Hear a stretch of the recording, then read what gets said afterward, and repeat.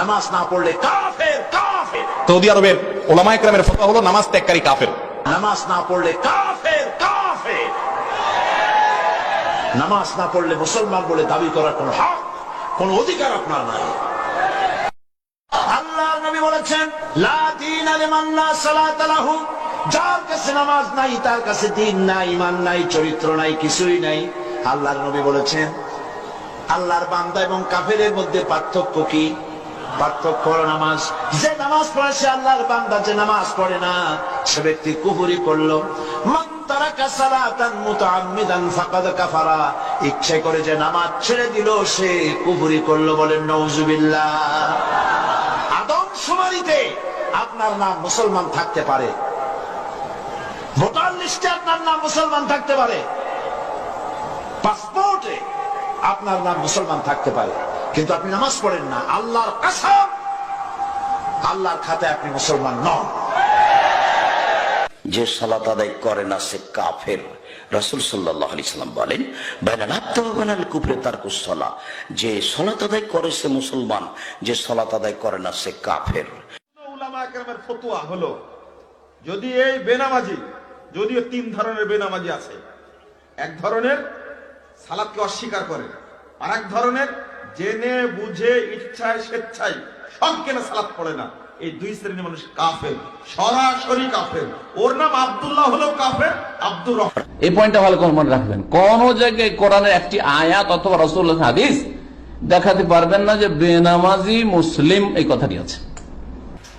আমরা যদি কোরআন কারীম এবং সহিহ হাদিসের আলোকে চিন্তা করি, তাহলে স্বীকার করতে বাধ্য হব যে নামাজ যিনি পড়েন না ইচ্ছা করে, তাকে মুসলমান বলে গণ্য করা কোরআন এবং সুন্নাহর আলোকে খুবই কঠিন। এটা অনেক হাদিসে কোরআনের আয়াত ওটা বোঝায়। মুসনাদ আহমদের একটা সহজ ছোট্ট কথা, যে সাহাবায়ে কেরামগণ কোন পাপের কারণে মুসলমানকে কাফের মনে করতেন না। মুসলমান পাপ করতে পারে, কিন্তু নামাজ তরককারীকে তারা কাফের মনে করতেন। আল্লাহ রাসূল সাল্লাল্লাহু আলাইহি ওয়াসাল্লাম বলেছেন,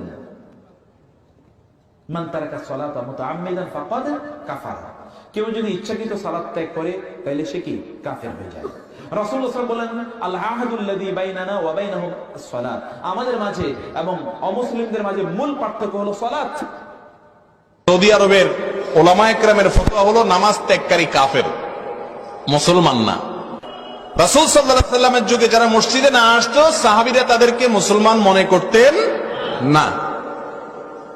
মুনাফিকরা পর্যন্ত মসজিদে এসে হাজিরা দিতে হতো, কারণ মসজিদে না আসলে মুসলমান হিসাবে গণ্য হতো না। ইচ্ছাকৃত জেনে শুনে ঠান্ডা। বিশ্বনবী ইন্তেকাল করবেন, রুহু বের হয়ে যাচ্ছে, দুই তিনটা শব্দ বললেন, এর মধ্যে একটা ছিল সালাত। আর সালাত, উম্মতেরা নামাজ, নামাজ, নামাজ ছেড়ে দিও না, আমা মালাকাত ঈমানুহুম। মানুষ ইন্তেকালের আগে শ্বাস বের হয়ে যাচ্ছে, রুহু চলে যাচ্ছে, ওই মুহূর্তে কি জরুরি কথা বলে নাকি ফালতু কথা বলে? সবচেয়ে জরুরি কথাটাই তখন সে বলে যায়, ঠিক কিনা? কথা বলেন।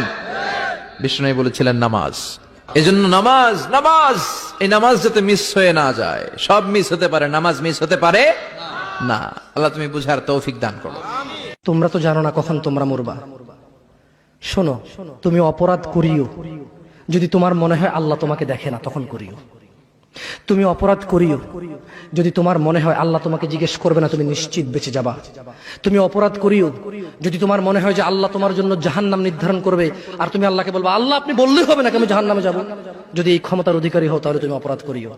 তোমাকে বলি, ইয়া মহিলা, মা, বোন, চাচা, চাচি, নামাজ ছাড়া মানুষ মুসলমান থাকে না। ওয়াল্লাহি আমি বলছি না কোথায় বাঁধবেন, তর্ক পরে। আমি বলছি আপনি নামাজটা স্টার্ট করেন। আস-সালাহ ফামান তারাকাহা ফাকাদ কাফার। একজন মুমিন আর কাফেরের মধ্যে যে অঙ্গীকার দিয়ে পার্থক্য, নামাজ, যে নামাজ ত্যাগ করে সে কাফের হয়ে যায়। নাউজুবিল্লাহ। মুসলিম শরীফ হাদিস, বাইনাল আবদি ওয়াল কুফরি বিশিরকি তারকুস সালাহ। একজন মুমিন, একজন মুসলিম, একজন কাফের আর মুশরিকের মধ্যে পার্থক্য নামাজ ত্যাগ করা।